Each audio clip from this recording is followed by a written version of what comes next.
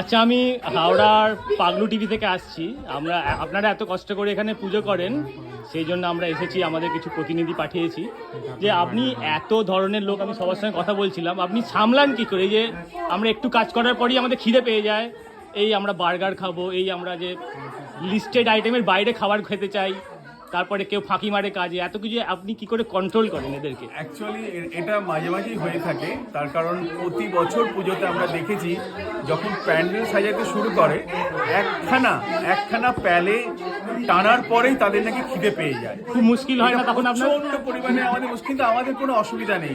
আমরা তখন বলি যার যেরকম খিদে পেয়েছে সেরকম রেস্টুরেন্টে গিয়ে খেয়ে আবার চলে এসো কাজ করতে। সেই কথা কেউ শোনে?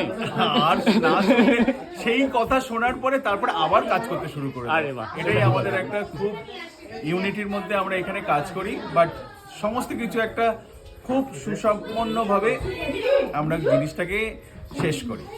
থ্যাংক ইউ দাদা, থ্যাংক ইউ।